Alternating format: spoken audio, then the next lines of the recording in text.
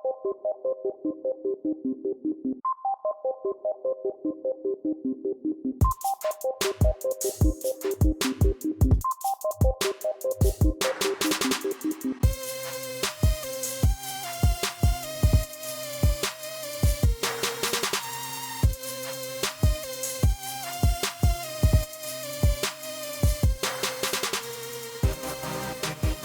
right, Jenks, go ahead, cut the beat for me, and welcome back. We're in week 2. Did you think we'd make it this far? Yeah. You did? I was fairly Okay, confident. week two, we're back in it. Welcome back if you're returning. If you're new, welcome in. We are going to bring you each and every week some daily fantasy golf picks on the DraftKings side. Most of these picks will transfer over to FanDuel if that is what you do. But we use the DraftKings salary and whatnot. So that's what we're doing here. Fantasy from the fairway. Casey Kurtz, Kevin Lyons over there in a... what color would you describe that hat? Gray? Gray? Silver? Silver? Yeah. It's Yeah, nice. I haven't seen it's that. weird. Where has that been? It's up brand new. Just took the tags off about 5 minutes ago. Brand new for the video. Brand so new. He's got a brand new Bass Pro hat that he's been waiting to show. And now that we've talked about that, let's do what we're going to do each and every week and talk about our picks from last week. Last week was the Shriners Hospitals for Children Open. And if, like I said, if you're new and you don't know, we made 2 picks, one to win, one to finish top 25. The winning pick, how we're going to do this is by the FedEx Cup points that your person earns in the pick. That's how we're going to rank it. And Jenks, you got a whopping 6 more FedEx Cup points than I did. Tell me about it. Yeah, so I'm off to a strong lead. Strong lead. 6 points up after week 1. Denny wasn't good, but Denny made the cut. He got me some points, and that's that. Agreed. Yeah, Christopher, my guy, Christopher Ventura did not make the cut. He got 0 points. Top 25 picks. I picked Putnam. I was riding the Putnam high. He made the cut, which was pretty dope. Didn't finish in the top 25, so I'm pointless. Your top 25 pick was who? I picked Cheston Hadley, and he missed the cut. So. Oh, right. Cheston Hadley. Yeah, doesn't make the cut. So it's not a strong start on that end. If you want to see what picks we made overall for DraftKings and whatnot, guys that you should put in your lineup and guys you shouldn't put in your lineup, there's a video on the page. It's called the Shriners Recap, and what's it called? You did it. Yeah, 2020 Shriners. There's only 2 videos. It's the one that's DFS not an hour recap long. And highlights. Yeah, it's pretty easy to find. So go ahead, go find that. And if you want to see guys that we picked this week, we're on to the CJ Cup. We are not in Korea. We never would have been anyway, but the tour is not in Korea. It is in Las Vegas once again. We're going to get rolling on this. So, Jenks, why don't you tell us about the course, my guy? Like you said, we're heading all the way from Las Vegas last week to Las Vegas this week.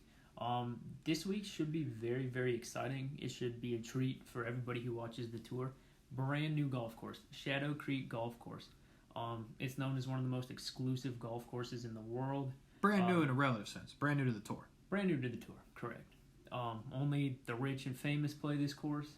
Not a lot of stats on it. Tiger and Phil did play here for their first match in 2018, but other than that, not a lot to go on. It's a par 72. It's rather long. It's 7,560 yards. It was designed by Tom Fazio. Same as last week, we got Bermuda grass fairways and bent grass greens. That makes a lot of sense. Same climate, same city. Before the 2008 renovations, a couple different people had shot 60 at the course. In 2008, they actually made it a bit longer, made it a bit tougher. And since 2008, DJ has the course record at 6 under. So it's going to be playing very, very difficult this week. I do not think it will be like the Shriners at all. I think scoring will be hard to come from. And you're going to need to not make too many bogeys out here. Agreed. That's interesting. The way you were putting it, DJ with the course record being, I say low in a very relative sense. I mean high. I mean in a very relative sense. 66 is not that low for a course that's not played on tour often. So that's interesting.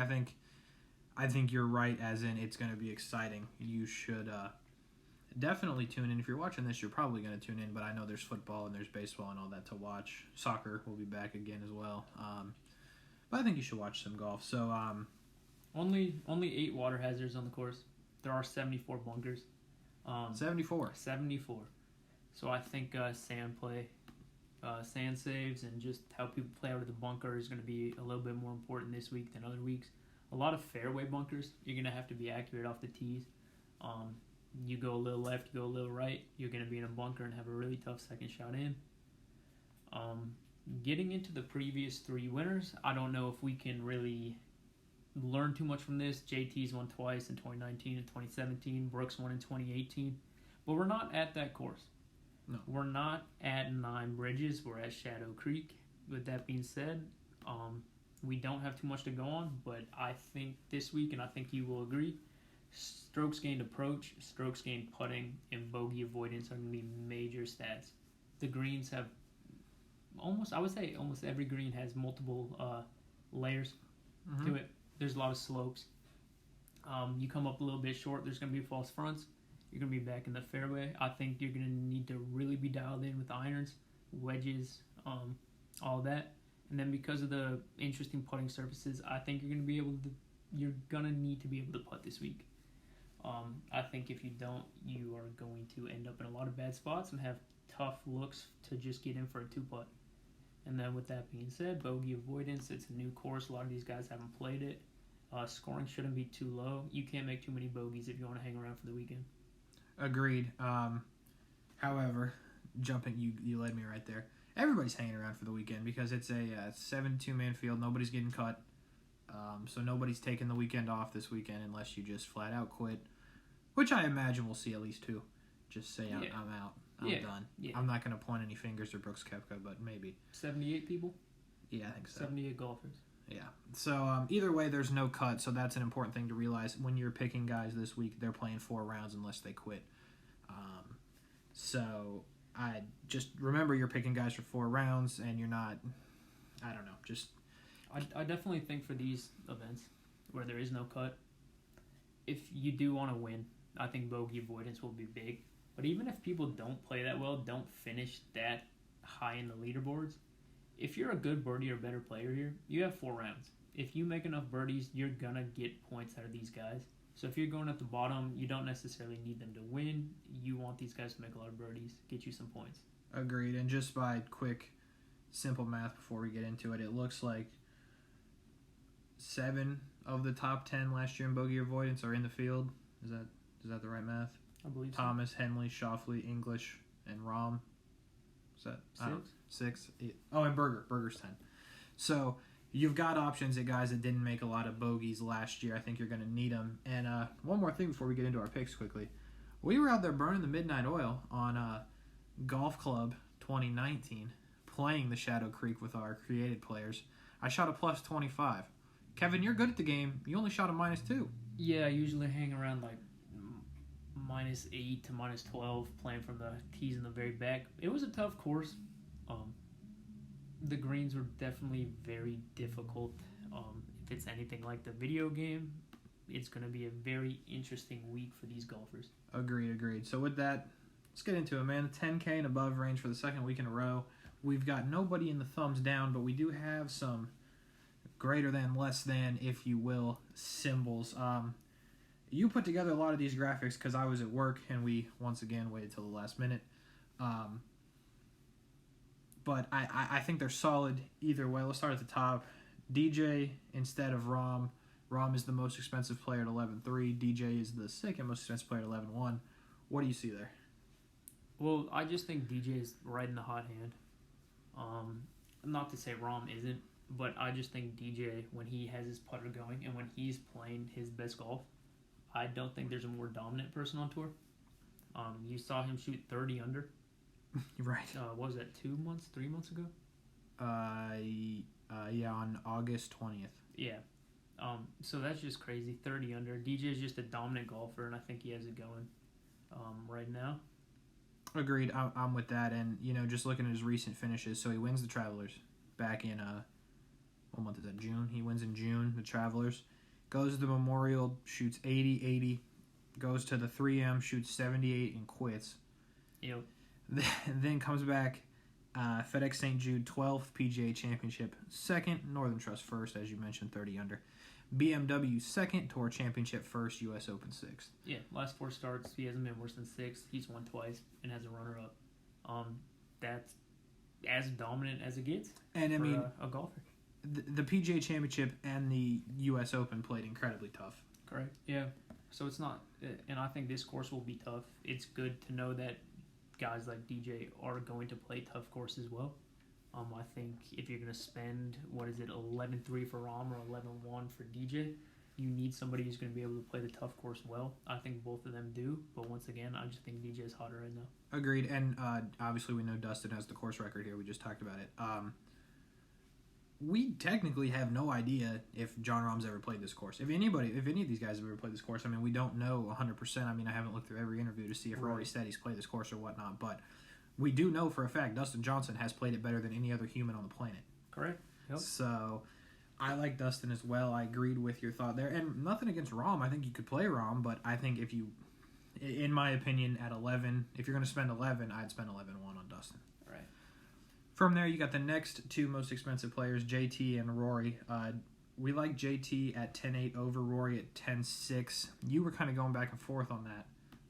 I was pretty solid on that. What made you go away from JT after you originally liked him?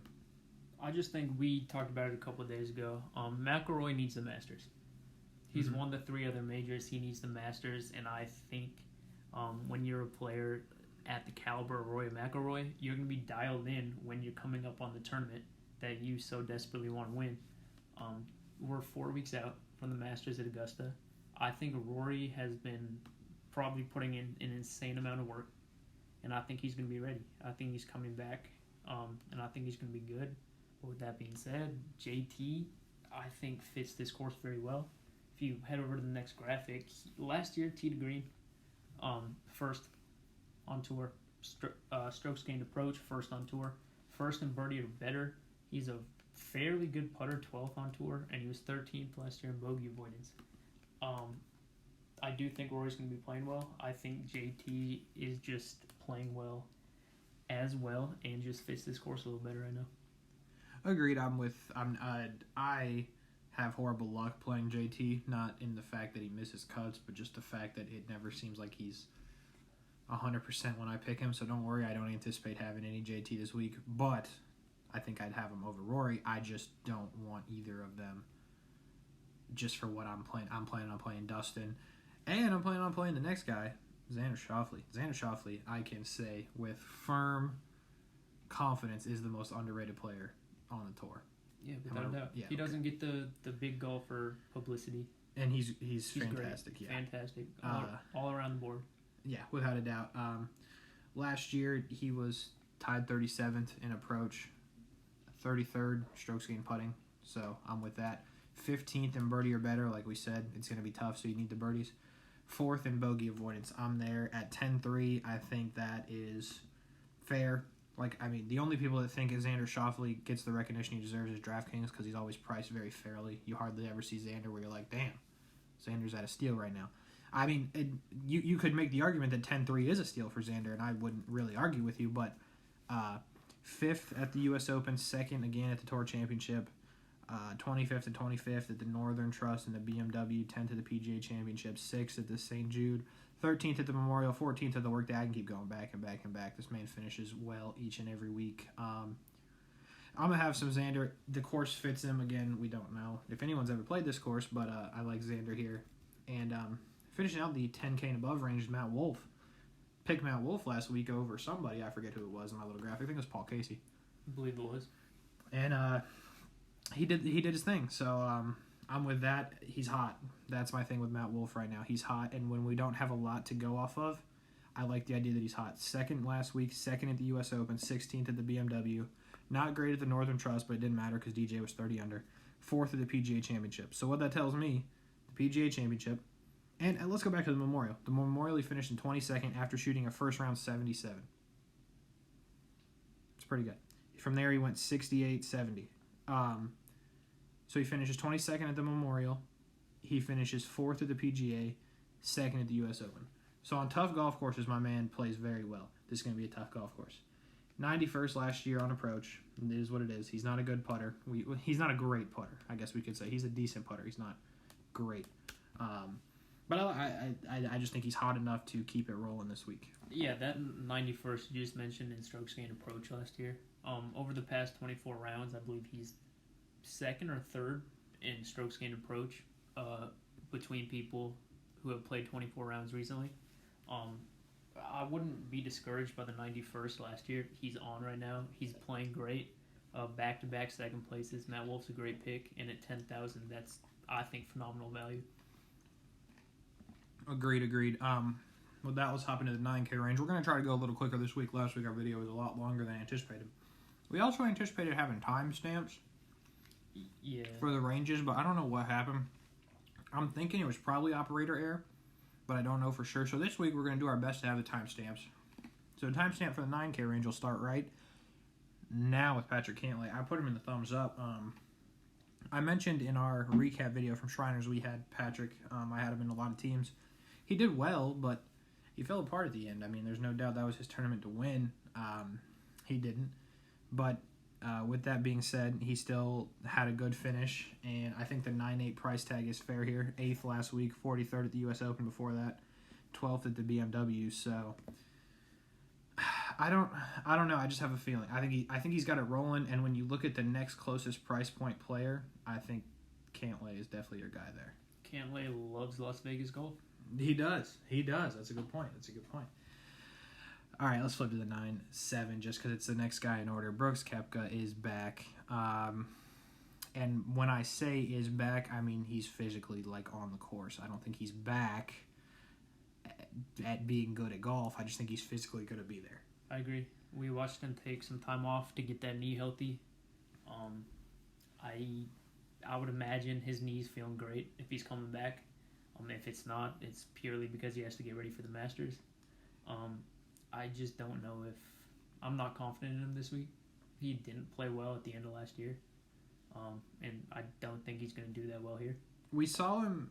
I agree. We saw him at the PGA. 66, 68, 69. Talks some mad junk towards DJ. Yeah. Goes out and shitted in a final round at the PGA. He then goes to the Wyndham trying to make up FedEx Cup points, finishes in 124th, misses the cut, and that's it. That's all we've seen from Brooks. It's been a wrap since then. That was 2 months ago to the day. What are the odds of that? 2 months ago to the day right now, the 13th, is the last time we saw Brooks. I just can't imagine. He has won this event, but not at this course. I just can't imagine how you play Brooks, especially with what we know about Brooks. He pretty much only wins majors. Yeah, he checks out. He definitely is one of those guys. He said in interviews he blacks out between hole 8 and 13, he said. Yeah. If it's not a Masters, if he's not playing for something he believes is Brooks Koepka worthy, right, he's not there mentally. Agreed. And I just think you can't possibly play this man right now just because it's 9-7 and you don't know. Now in 4 weeks or 3 weeks, whatever that window is, that'll be different. Yep. He'll be the most expensive player, and I'll probably tell you to play him. Yep. But that's just what it is. Let's keep rolling. 9-6. Back to the thumbs up. Terrell Hatton, winner last week. For those of you that are like, what are you talking about, bro? It was not him who won. Who won? Martin Laird, right? Martin Laird won. Martin Laird, yeah. No, I'm not confusing Martin Laird and Terrell Hatton. Terrell Hatton, my phone is being incredibly slow, but he won the BMW PGA Championship on the European Tour. A lot of big names in that event. He played. Fairway Jesus, I believe, played. Tommy Fleetwood. Shane Lowry definitely played. Good field over there. Terrell Hatton wins it. Shoots all rounds under par, and look, under 70. We don't necessarily. Do you know what the course was playing like over there? No, but what I do know, if you just take a simple look at the leaderboards over there, he didn't win. He was dominant. Second place was 4 strokes off. Third place was 5. He didn't win in a playoff. He didn't win by 1 or 2 strokes. He wasn't sweating on 18 as he's putting his final putt in. He won by a large margin. That clearly says a lot about how he's playing. Agreed, and he's very good. If you don't know, you probably do know because you're watching this video. But if you don't know, Terrell Hatton's very good. Last year he finished 4th in strokes gained on approach, which is what we're looking at. He also finished 4th in birdie or better last year on tour, 19th in bogey avoidance. So I think he's got everything you want. Plus he's hot. So I think it's a fair price point. You can play Terrell Hatton. Directly under him is Colin Morikawa. Last week we said, hey, probably don't play Colin Morikawa. It worked out just barely, though. He misses the cut at -6. The cut was incredibly -7. But I think it's different this week. And it's still Vegas, but it's not necessarily, it's not at all the same course.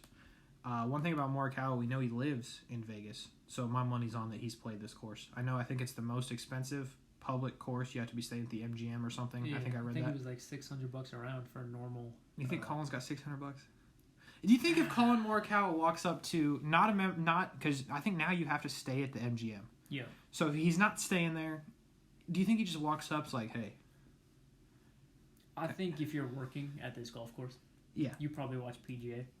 I think if Colin Morikawa shows up, he's going straight to the front, and he's getting on the course. Yeah, agreed. So what we're getting at is we think Colin's probably played this course. We also we don't have to guess at this one. He was second last year in strokes gained approach. Second. I mean, and the thing about Morikawa and Hovland and Wolf have the same thing is they're high on a lot of stat leaderboards, and it's not. How do I explain this well? Like Terrell Hatton, he's fourth on approach. He only played 42 rounds on the tour last year. Morikawa played 80. So, like, anytime you see their stats, they were still making a name for themselves in the beginning. Now it'll be different because Morikawa won the major, and they've all won, so they can pick and choose more or less. But in 80 rounds, he was second in strokes gained on approach. I'm with that. He's not a great putter. We know that, but we know he makes big putts when he has to. See PGA Championship.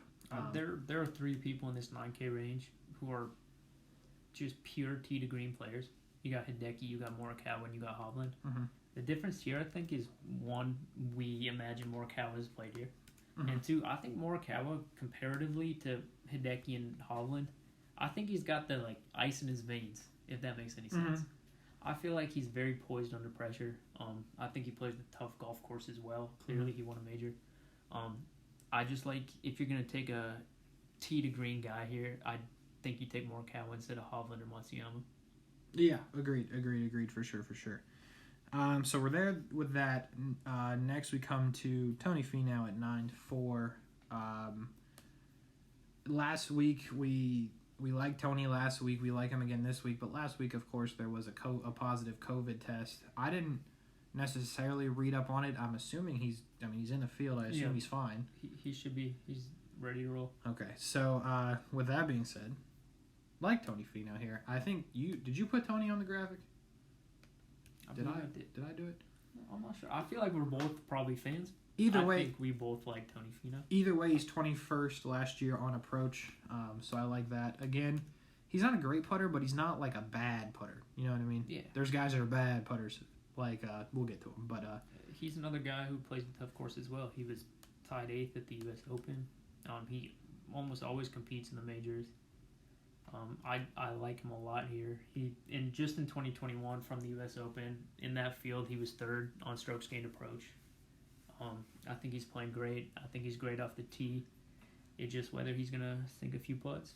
Agreed. 17th as well in birdie or better last year. 32nd in bogey avoidance. So, yeah, you can play Tony Finau. I probably will some. Daniel Berger at 9-3. You put him on the graphic. Yeah. And I was surprised. Daniel Berger is really good, and I think he's going to play well here. I was surprised that you physically put him there after some trauma you've had with him. Yeah. I would say out of the top guys here, 9K and above, he has let me down the most often and in the worst ways. But with that being said, he came back from missing all that time. He didn't miss a beat. The first event back, he's competing, and he didn't stop competing. Every time you would turn on golf, he's at the top of the leaderboard. He played incredible. He's rolling right now. I think he's a good play. I like him a lot. Well-rounded player. I think you are going to be able to get a lot of points out of Berger this week because he's playing all 4 rounds. Yeah, that is true. So that's our thumbs up in the 9K. Let's quickly go through we've touched on it a little bit, but Hideki and Hovland, good on approach, not good at putting. Yep. And I mean, we talked about it with Morikawa. I think I mean, we just like the guys in the thumbs up so much better than Hideki and Hovland here, and I like Hovland. I don't have anything against Hideki, but I don't see it this week. And just two guys who would be absolutely dominant if they could putt. Yeah, with no question. And then our last thumbs down over there. How do I set this up enough for you to tee this up? So you see it on the screen. It's Fairway Jesus. It's Tommy Fleetwood. Very, very nice guy. Likable guy. One of us in this room once asked Tommy Fleetwood to sign pretty much any, and I mean any in a relative sense here. And did you, what did you, was it this? My arm. Your arm, Yeah. okay. Sorry, I thought it was just sign my body. I think we said this last week. We collect autographs. Mm-hmm. I like tattoos. Mm-hmm. I think it would be cool if you put an autograph of somebody I really like on your body. So your favorite player on the tour is Tommy Fleetwood. Yeah. You might have mentioned to him, hey, bro, have you ever signed somebody's arm and have it tattooed? He said, nope, don't think that's a good idea. Right. So basically, I was a huge fan. He was not. It didn't work out. Still love him.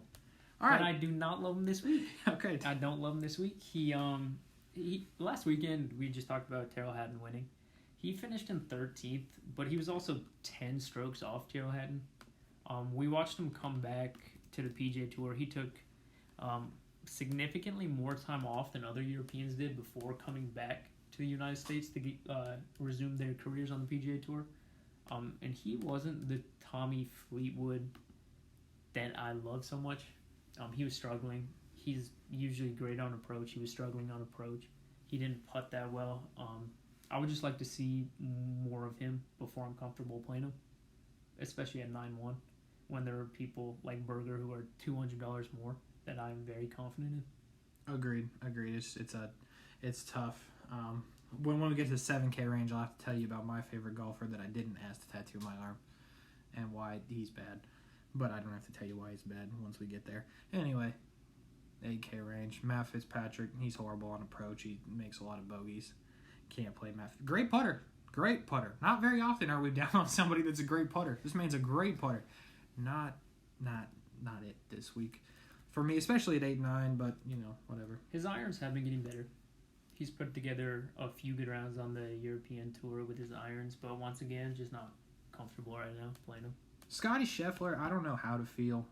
He's not a good putter, but, I don't know how to feel. I mean, you see how I feel, right? I put it in the graphic. Yeah, you see how I feel. Yeah. I'm feeling some type of way, but I just think he's off right now. Agreed. Something's with it. So I can't at 8 again. He's also a guy who, when he finishes really high, he can shoot these incredibly low rounds. Mm-hmm. He's done it multiple times, and he's put together some of the greatest rounds that I've been alive to 60 at the watch. Northern Trust. Yeah, like that I've been alive to watch. He has some of the best rounds I've ever watched. But I don't know if this is the course for him. I don't know if he can shoot very low at such a difficult course here. So I'm with you on the thumbs down for Scotty this week. Agreed. Let's flip over to the 8-7-8-6 left side of your graphic, and I'm going to die on the Harris English Hill. I'm just going to keep going for it. If you read my articles on Pro Golf Now, if you don't, go check them out. If you do, maybe you're here because you read my articles. I know YouTube told me some of y'all clicked over here to check out what we were doing. Greatly appreciate it. Thank you so much. On both fronts, reading and listening. So we appreciate it. And with that being said, you know how much I love Harris. It's almost unhealthy at this point, I would say. It's hard not to like him. It's hard not to like him. It's hard not to like him. It is. So this week we think approach. He's 25th. He was last year. He was 25th strokes gained approach, 18th in strokes gained putting, which are the two things we're looking at. 39th in birdie or better, which is but third in bogey avoidance. My man's out there not making bogeys, which is what we're going for this week when we don't know exactly what the final score is going to be. So I like Harris again. Last week it burned me, but again, I'm going to die on the Harris English Hill. That's just what I've established. And no disrespect to Sungjae. Hell of a round last week, or hell of a, not round, whole entire tournament last week. The stats are kind of, I think he's turning into form, but I just don't think this is a course for Sungjae. Again, there's no cut, so he's there all four. So it wouldn't surprise me if Sungjae does well. If this was a cut event, I would be farther away from Sungjae. But I think in 4 rounds this week, Harris is your least likely guy to make a bunch of bogeys. I think Sungjae could stack him up. I think a lot of guys could stack him up, but I think Harris won't. I don't know how many birdies he's going to make, but I don't think he's going to stack up a ton of bogeys. Yeah, a very reliable guy, very consistent, and does not make a lot of mistakes. I know this has nothing to do with it. Do you remember Andre Ingram, the 32-year-old rookie for the Lakers? Okay. That's how it was hard not to like him. That's how I feel about Harris. Like, he's been around for a long time. He's finally great. That's so And interesting. you can respect that. I really respect that. Okay. I didn't see that one coming. I didn't either. I don't know where to go from It here. just came to me. I guess Louis Oosthuizen. Yep. You've thrown me off, but Louis played well last week. He finished 19th, third at the U.S. Open, and 33rd at the PGA Championship. So he's been playing well. I think more so I'm thumbs up on Louis just because, again, we're not 100% sure how the course is going to play. This is what we think it's going to do, but I think Louis hot. Yep. So I think I can play some Louis here this week. From there, a couple guys on an 8K that we didn't put on any graphic because what's going on with Sergio, man? Like, he wins and then like he goes out and shoots a 66 and a 64 going Thursday, Friday last week, goes into the weekend, shoots 69, 73, which is more what I expected. So, like, I don't know what to do with Sergio here. Yeah, he's been incredible off the tee. That's where he's been gaining the most over the past couple of rounds, where he's been so dominant. I just still can't do it. I'm not sure why. We probably should be a little higher on him. He's hot, but for some reason I can't do it. Can't get there. Agreed. Directly under him is Jason Day at 8-3. Misses the cut last week, which we kind of thought. But again, I don't know what to think about Jason Day because I feel like this could be a course for Jason Day. But again, I don't know. I don't know. I mean, I agree with you there. I think in the case of Sergio and Jason Day, I don't hate them, but I don't like them. So like if there's a middle graphic, I'd probably have them there, but I'm probably not going to play either of them just because I don't know how to feel about them this week. At 8-2, our third thumbs up guy, which will probably always be a thumbs up guy when Jenks is doing the show. Yeah, Abraham Answer. Yeah. He's just phenomenal. Like, honestly. He's just phenomenal, he says. He's another guy who doesn't get the respect I think he deserves. Mm-hmm. He's very, very good. Last year, he was 20th in strokes gained total. Mm-hmm. Very consistent. He can putt. Great on approach. Great off the tee. One of the best ball strikers on tour. The only area he loses strokes to the field is around the green.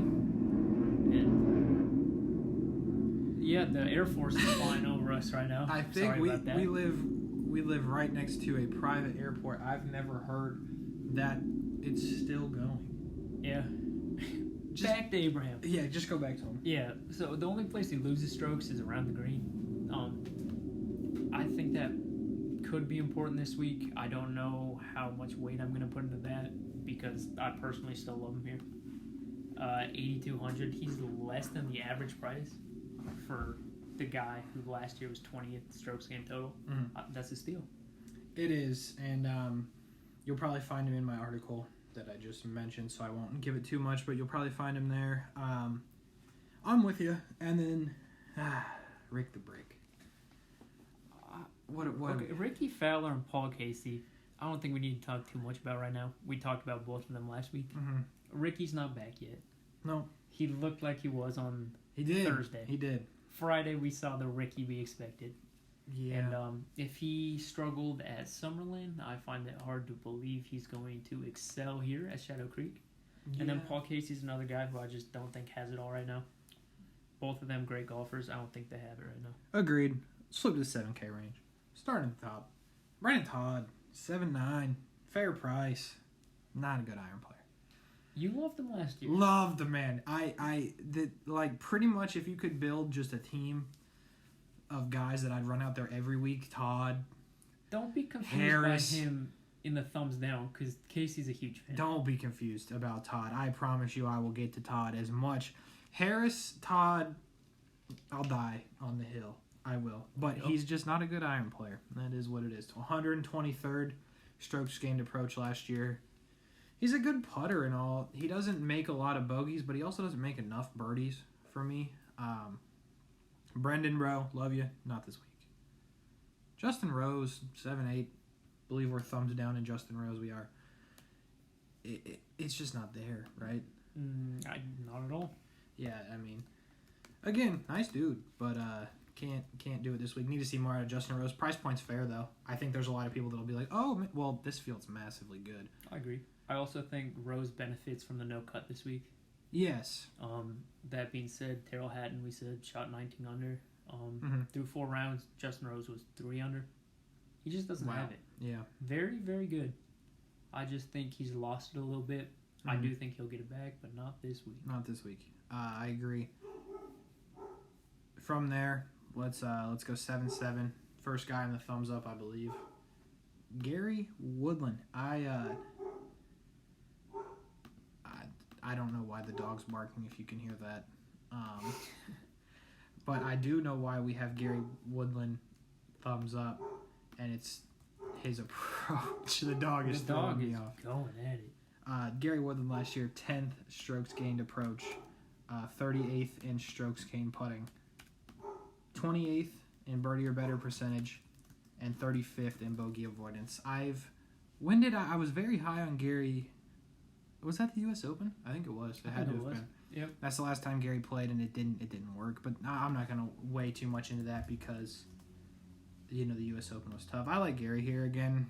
We have no idea about if he's played the course or whatnot, but I think you can play Gary at 7-7. That's fair, and I think he's way better off than Rose and Todd and Lowry for what it's worth. You can see Lowry. Were you going to add something about Woodland? I saw you kind of. Okay, cool. Don't play Shane Lowry. I like Shane Lowry, but I can't do it this week. Neiman. Yep. Neiman at 7-5. Tell me about it. You did it. I think that's just very undervalued. He's a part of the young group with like Wolf, Hovland, and them. He's the one who doesn't get as much attention as I think he should. He's played twice this year. U.S. Open tied 23rd. Shriners tied 13th. He's got it going. Mm-hmm. He can hit the ball a far away. Mm-hmm. He has some of the most unique ball flights on tour. He can move the ball in all directions. I think he's a great play. I think here you probably will need to be able to go more into your bag here on this course, whether it's like high fades, low draws, or whatever, than most courses. I think he has a lot in his bag, and I think he's a great play here. Agreed. From there, you got Kiz, you got Poulter, you got Norin, and you got Bubba. Again, we didn't really have anywhere to put these guys because I'm not playing them, but I don't hate them. You know what I mean? I agree. Kiz does some stuff well that you like. Poulter does some stuff well that you like. I mean, Norin, Bubba, same thing. I mean, but I don't know. It's just, for me, you either play Neiman, you play Henley, you play Harmon, you play Woodland, something like that, in that range. For me, let's move down 7-3, just under Bubba, or same as Bubba. He is Jordan Spieth. Well, I don't know what you want me to say. I'm a big fan of Jordan. He's my favorite dude that runs out there. I don't know.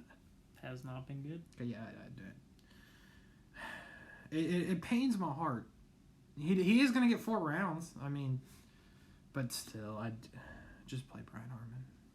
Tell me about Brian Harmon. Yeah, Brian Harmon. We talked about him a lot last week. I think we can add him into our group of people we always like. Yeah. He's always low price. Yeah. Always a steal. Great player. Last week, we talked about bogey avoidance being a thing we're looking at this week. Through Saturday, he had 1 bogey. He did have 4 on Sunday. But he's not a guy who makes a lot of mistakes. He's very, very consistent. What are his 13th at Shriners, 37th Sanderson, 38th U.S. Open. Hasn't missed a cut this year. At his price point, I feel like he's just super underpriced. Yeah, I'm with that as well. Between him and Henley, as you see on our graphic, you've got Billy Horschel, Siwoo Kim. Horschel, again, I don't hate him. I don't love him. I won't play him, but I think you could. Siwoo, I'm not even gonna pretend to know what's going on with Siwoo. He's either good or bad. I'd just take your pick. I don't know. Russell Henley. Yep, give me some Russell Henley this week. Okay. Casey, who was third last year on the tour in strokes gained approach? I'll give you the answer. It's Russell Henley. Okay. Yep. It's a good guess. 5th in greens in regulation, 21st in strokes gained total. I really do like approach. I think this is an approach golf course. Mm-hmm. I would love to have. It would be so nice if DraftKings would give you the option to have a guy who's third in strokes gained approach at 7,100. I think they are, my guy. Oh, they did? Yeah, they did. So I should play him. You should. To everybody listening, he's not a good putter. No, but I don't know. I think with his approach, no cut. If there was a cut, I would be skeptical about playing Russell Henley. But there's no cut. Yeah, I think 7,100. You I'm can with play it. Russell Henley. I love it.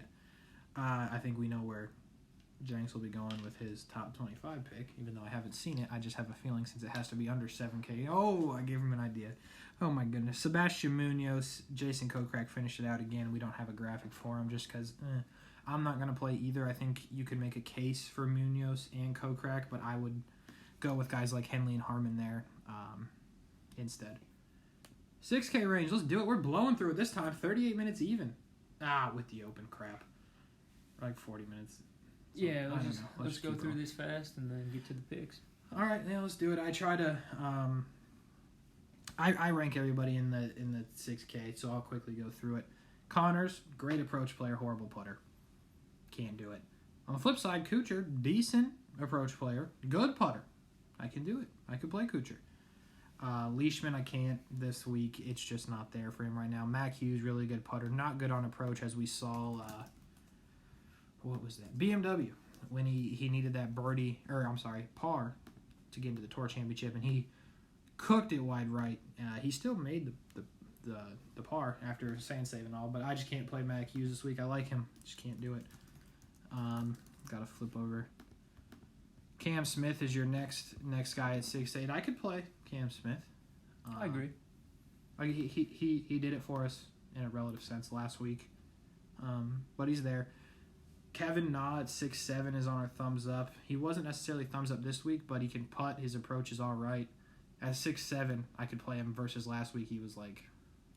Well, we saw him tumble Yeah. at Shriners. But he did put together 3 great rounds for 6,700. I think that's a great play. I think he's my favorite at 67. But I also have Hadwin and Palmer at 67 that are playable. The Air Force is back outside the house, but at 6,700, I think there's a couple different options. I think Kevin Na is my favorite, then probably Hadwin, then Palmer, but I think you could play them all. You like Fratelli? I do. At this price point, I think he's good off the tee. I think he's decent in approach. He's not a great putter, but I just feel like I don't know why. Every week I get these feelings. You get these goosebumps every time? I get these goosebumps every time, and Fratelli's bringing them to me this week. Okay, that's weird. Adam Long, I think, is just pretty solid at everything. At 66, I could play Adam Long. Ben On, man. I like Ben On. Like, I do. Like, if you watch both videos and you've heard me talk about Ben On twice, you're going to be like, you don't like Ben On. I do like Ben On. Just not enough. Keegan, no. Streelman, no. Damon, no. Brendan Steele, 6,500. I can play Brendan Steele. Yeah, I can too. I like that as well. I can play Brendan Steele. Ortiz, 6,400. I can play Ortiz. He's somewhere in the 80 range of strokes, gained, approach, and putting, which isn't great, but 6,400, keep in mind. I can play Ortiz, but I'd play Steele first. I'm not playing Cameron Champ. Where are we at? Okay, Michael Thompson. Not going to play Michael Thompson. I'm sorry. Richie let me down last week at 6'3", so I'm not gonna do that here. For him, Danny Lee. Any comments? No. Okay, so let's skip through Danny Lee. You all know what we're talking about. Lonto at 6,300. It's cheap, I feel like. Yeah, I like that. Yeah, I can play Lonto here, and Higgs. Higgs makes the graphic. What's going on? That's my guy. That's your guy. Well, let's rephrase that. That's my guy in 2021. Okay. He's 1 for 2 on cuts, but he finished Safeway Open second. He put together a 10 under round. Shriners, I feel like, is a little deceiving. The cut was 7 under, which is unheard of. Right. He was 6 under. He makes the cut. Like, I just think that's so unlucky for him. He's here for 4 rounds. He's good on approach so far this year. He's been better all around the board this year. His putting's gotten better. His approach off the tee's all gotten better. He's third in birdie average this year at 5.17 per round. He's good out of the sand. I mentioned how many bunkers there are. Mm-hmm. His sand save percentage is 70% this year. At 6,300, I love Harry Higgs. I like Harry Higgs. I feel like me and him are similar physically. Yeah. Yeah. Nick Taylor at 62, no. Hubbard at 62, yes. I can play Hubbard this week. Taylor Gooch at 6,200, I also could play. The only guy I'm probably not playing at 6,200 is Jung Woo Ham. How about that? Yeah. How about that? Him. Ham. Yep. Ham. I like the name. I've been known to call myself the Big Ham. Yeah. You and him just have some sort of weird connection. Yeah. Find me on PlayStation at the Big Ham. Something. Yeah, I don't remember. Anyway, like I said, Gooch. You could play Gooch. Going to the 6-1 range. I think if you're going to play somebody at 6-1, give me Hogue. Andrew Landry. No, he's on the graphic. You'll see it's just not pretty. Is Andrew Landry the dude that asked me who Jazz was? Yeah. Yeah, okay. Yep. That's a story for another day, but Andrew Landry probably doesn't know his coworkers all that well. Sung Kang, I can't do it. Jim Herman, probably not. Actually, not would be the answer. Yep. At the 6,000 range, we are down to 3 players. I could play Tyler Duncan, like, if I had to, at 6,000. Like, I wouldn't... Like, last week I said Putnam, and I was serious. I'm saying Tyler Duncan, and I'm like, All right. Now, another option at 6. Tae-Hee Lee. Okay. I'm dead ass. $6,000. He's made all 3 cuts that apparently DraftKings thinks he's ever played. CJ Cup last year, World Golf Championship, HSBC, and the WGC Mexico. Either him or Tyler Duncan if you got to spend 6. Yeah, so 75.3 strokes per round. Yeah. For Tae-Hee. Yeah. Not great. No. But once again, there's no cut. Yeah. And if he's averaging 41 fantasy points per game, he's making some birdies. Yeah. Could be worse. You could be Jim Herman. You could be. Yeah. Rich ass Jim Herman. Alrighty. That's it. We've been through it. It's going to be just as long as the last one, which shocks the hell out of me. Let's go to the picks, bro. Who you got to win? To win. We can only use them once. We can only use them. Yeah. If you don't know, for our picks to win, we can only use them 1 time per year. Last week, again, Jenks or Kevin, depending on how you know him, picked Denny McCarthy. I picked Christopher Ventura. So I'm down 6-0 right now in the FedEx Cup race. Who you picking? I'm going higher this time. Same. Give me Tony Finau. Interesting. Give me some Tony Finau this week, because now, just based on looking at you, do you also have Tony? Nope.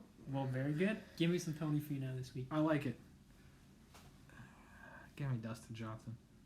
Okay. He's going top of the top. I need some FedEx Cup points, man. Like, you know what I mean? Okay. Yeah.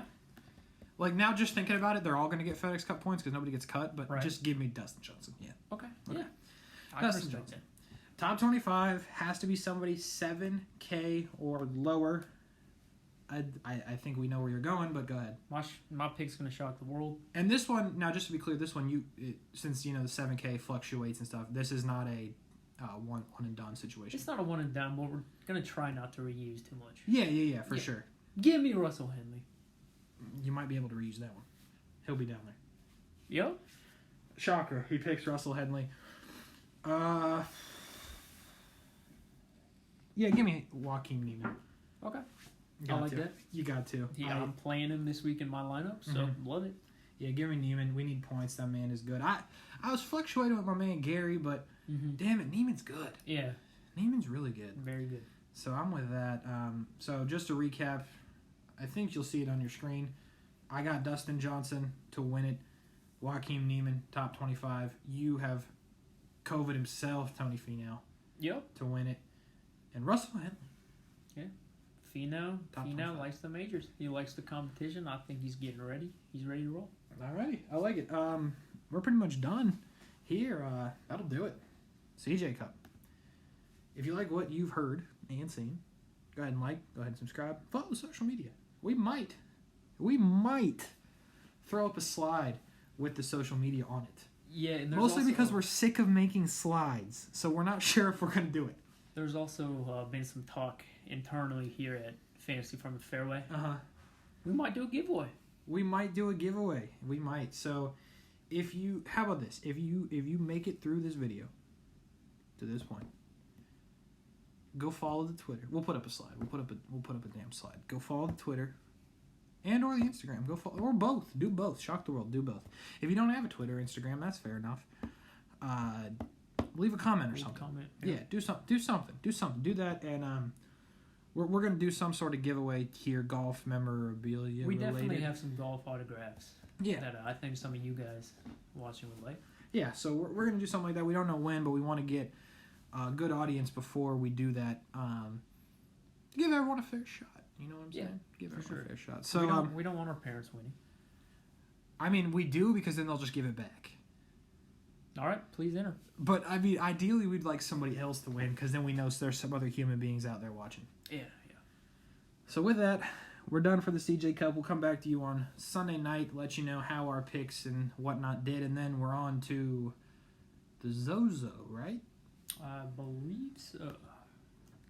I believe so. Let's do a fact check real quick. Okay, fact check me.